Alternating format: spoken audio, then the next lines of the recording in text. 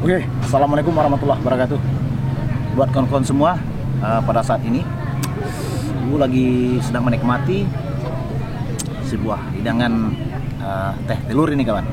Sangat asik sekali untuk dinikmati pada sore hari ini. Ini adalah campuran telur bebek. Jadi kita pada sore ini kita pudingnya untuk Pak Wo dulu. Jangan dikasih jagonya dulu. Jadi kita juga perlu puding kawan. Nah, supaya kekuatan tubuh kita ini, imun tubuh kita ini terjaga adanya dan dapat bisa menyerang penyakit yang masuk dan kita itu kebal tahan terhadap penyakit. Nah, ini gunanya kita sekali-sekali lah bolehlah kita untuk berikan asupan pada tubuh kita ini dengan minuman teh telur seperti ini. Ini campurannya itu telur bebek, kemudian di blender itu pakai gula, juga ada bumbu-bumbu yang rahasia ini. Maka teh telur ini tercipta dengan khas sendirinya.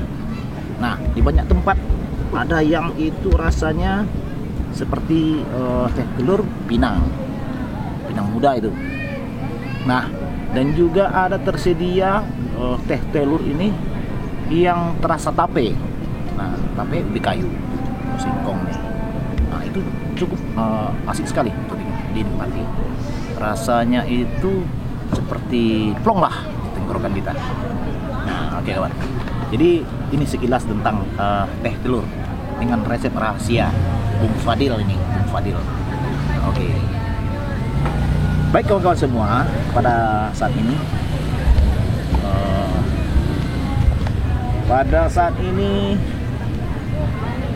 Pak Wo ingin bergabung dengan karyan Pak Wo sendiri, hamba-hamba ini. Beliau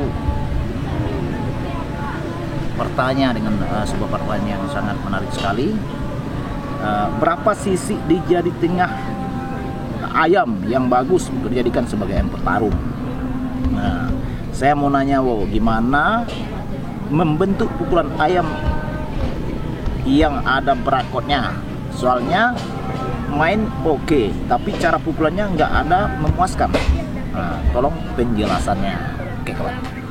Begini Bung hamba-hamba, pada saat ini masalah berapa jumlah sisi jari tengah itu, kalau di daerah kami ini nggak ada jadi permasalahan sama sekali.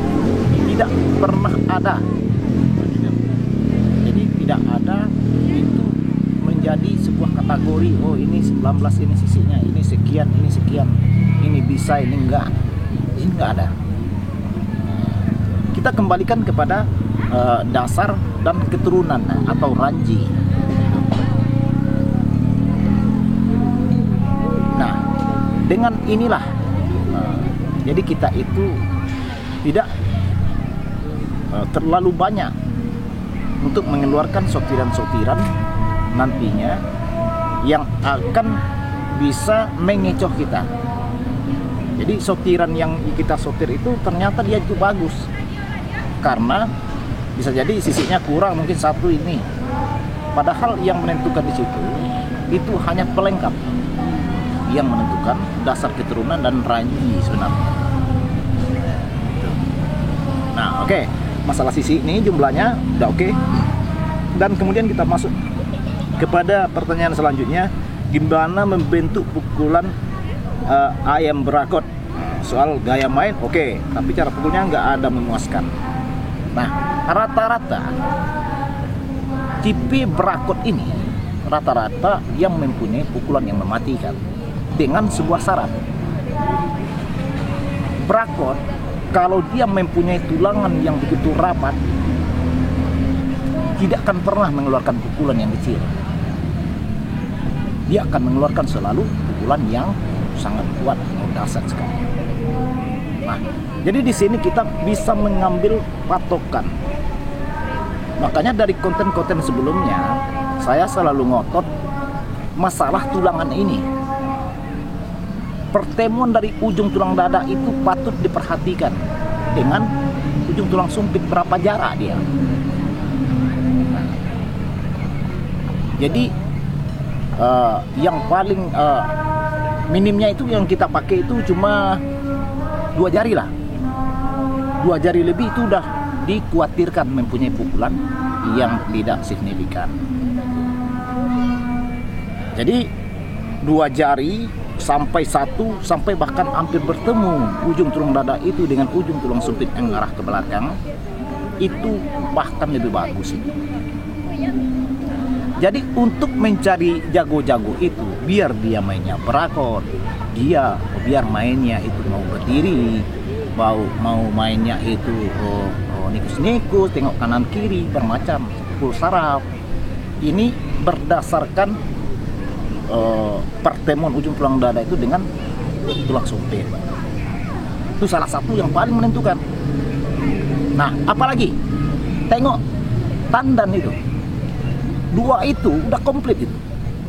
2 itu kalau dia udah oke, tandan yang cukup rapat, besar, atau dia itu sederhana tapi kokoh, itu udah oke. Saya yakin jago yang seperti itu akan mengeluarkan pukulan-pukulan keras. Nah, itu.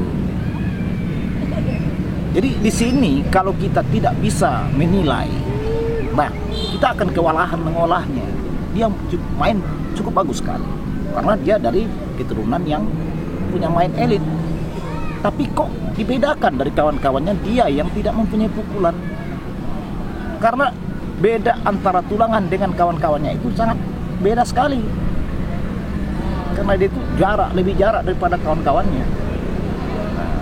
Atau dia mempunyai tandan yang goyang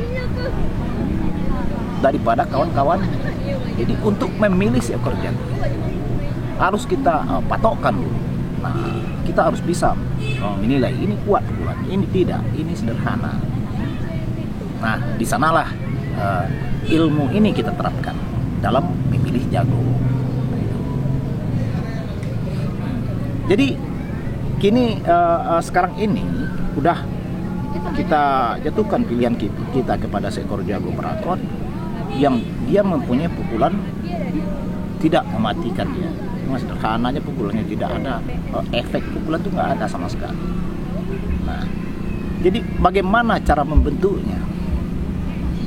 Nah, cara pembentukan ini itulah yang sangat sulit sekali. Kadang ada juga yang bisa berhasil, kadang ada juga penentuan tulangan ini sangat dominan sekali dan susah kita untuk membentuknya.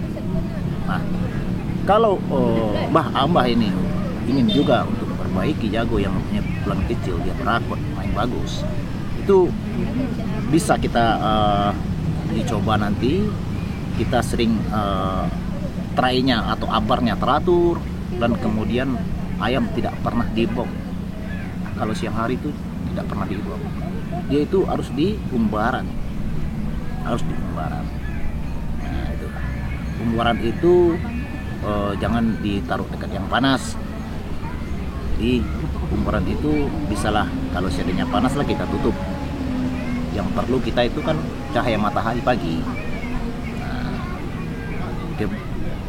Dan itulah cara pengolahannya yang ketahui. Dan kemudian masuk kepada pengolahan yang berikutnya, yaitu pemasukan vitamin-vitamin atau pemasukan puding-puding yang Mbah ketahui. Jadi itu saja sekedar jawaban. Jadi patokan seperti ini tergantung kepada tulangannya, tergantung kepada tandannya. Nah, ini kunci. Jadi untuk selanjutnya kita takkan pernah lagi mendapatkan jago-jago yang mempunyai pukulan kecil yang susah kita olah, karena kita udah mengetahui ini ciri-ciri tulangannya, ini ciri-ciri tandannya. Nah, jadi hanya itu masukan pada saat ini buat realisasi Abah-abah. Semoga saja bermanfaat buat kawan-kawan semua. Wabillahi taufiq wal hidayah. Wassalamualaikum warahmatullahi wabarakatuh.